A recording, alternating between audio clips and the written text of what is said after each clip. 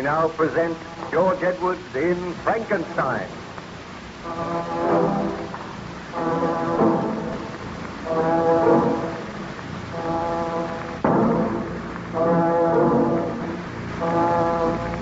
Baron Frankenstein related his experiences to Captain Walton, the master of the Voyager, the vessel which was bound on a journey in polar exploration. While the Voyager was icebound, Captain Walton spent much time with Baron Frankenstein, who was gradually recovering his health.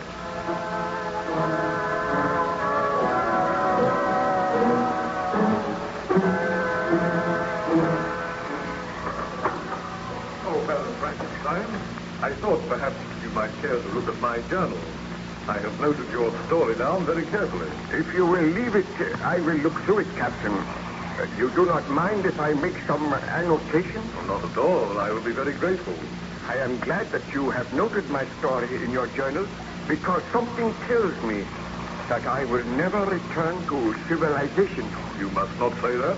You are recovering splendidly. I know, but I dare not return until I am certain that the monster is dead.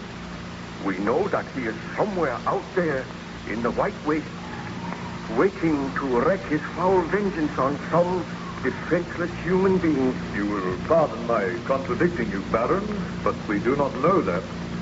I think the monster must have perished in the blizzard. What part of my story did I reach yesterday? You were telling of your conversation with the monster.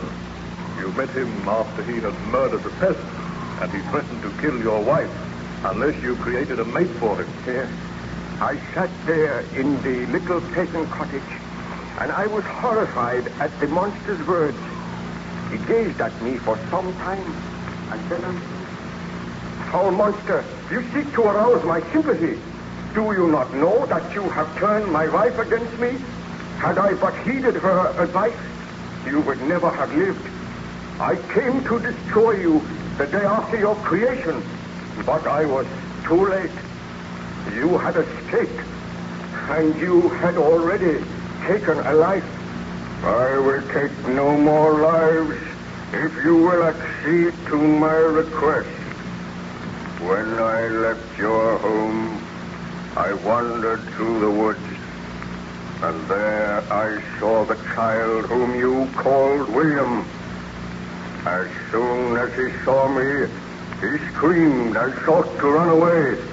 But I seized him by the arm and spoke softly to him, bidding him not to be afraid. He told me that his uncle was Baron Frankenstein, and that I would be punished if I harmed him. At the mention of your name, I trembled with rage, and in a fit of black rage and despair, I killed the child. Just as I shall kill all of your family unless you create for me a mate. I cannot bring myself to do such a thing. You are hideous and horrible. Were I to create another like you, I might unleash another horror on the world. My companion must be as deformed and horrible as myself. One from whom everyone will shrink, and who will turn to me for comfort. But I cannot do it. You must do it, or I will work against you so that you shall curse the very day that you were born, so that you will curse those whose hands created me. I do curse them now. I seek to reason with you.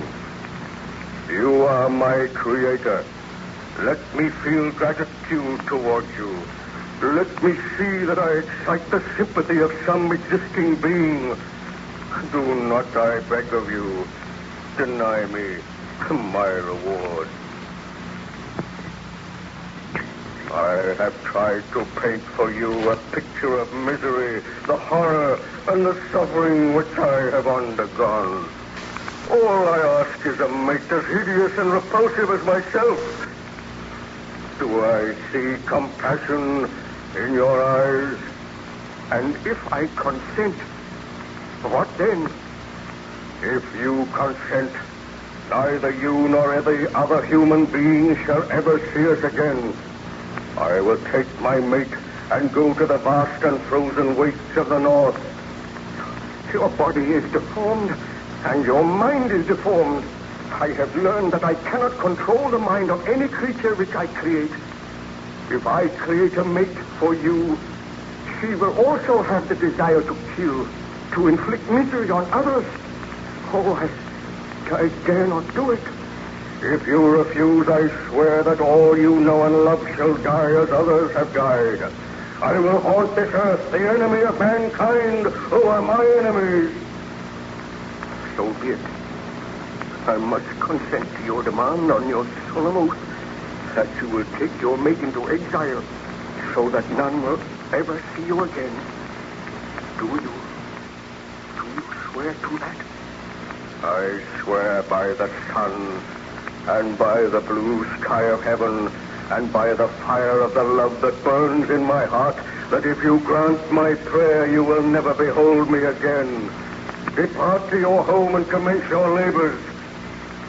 I shall watch your progress with anxiety. And mark this well, when you are ready, when your labors are complete, I shall appear. And if you fail me, you know the penalty. Farewell, Frankenstein. I trust that soon we shall meet again, and that the meeting shall bring happiness. But, Baron Frankenstein, surely you did not accede to the monster's request? Well, after he had left the little cottage, I sat and I thought for a long time. I realized that he was a vile and horrible creature, and that he had demanded that I should create just such another creature. And my heart was heavy. With dragging footsteps, I returned home, where I found my wife and my friend Ernst Clerval awaiting me. As soon as I entered, Elizabeth greeted me.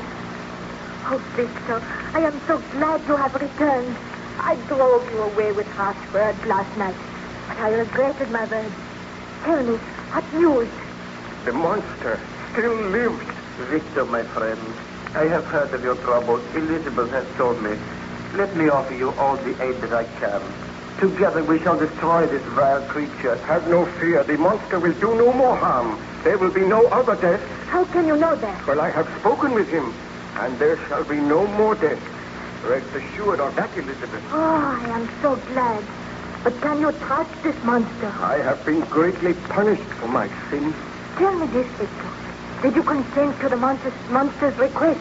Surely you did not promise to create a mate for him? Elizabeth, there is so much at stake. So much harm has been done. Victor, you cannot do it.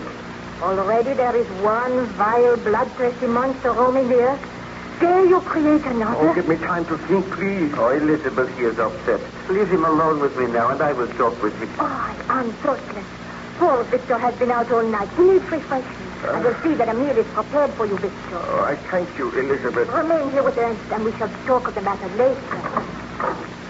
Victor, my poor friend, my heart is heavy for you. What can I do to help you? Oh, help me, Ernst. I must grant the monster's demand.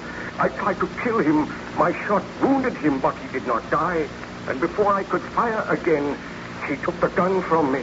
Did you promise to create a mate for him? I did, but my work shall not be done here. I will travel to some lonely island, and there I will have to study again for many months.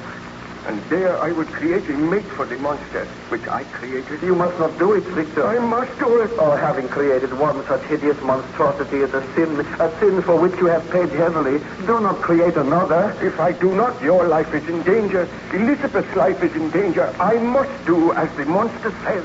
So be it. I shall accompany you, and I will help you with your work. Oh, you are kind, my friend. A friend of mine has a cottage on a little island in the Orkneys. I know that he will lend us this cottage, and you will be able to conduct your work there. But I am against it, Victor. I do not think you should do it. I must do it.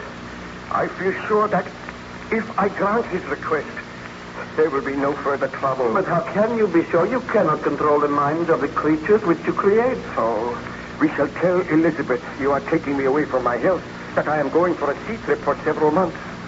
Then I will be able to return here to find happiness when my work is done. It seems the only way.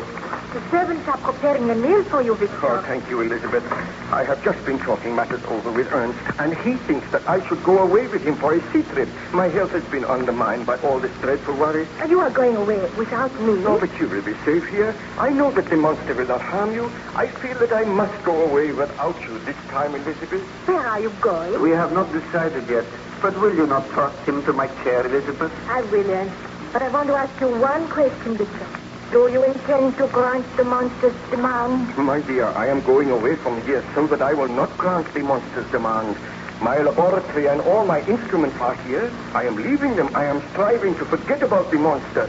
You need have no fear. I know that the monster will do no further harm. What did you say to him? Well, I do not like to think of it.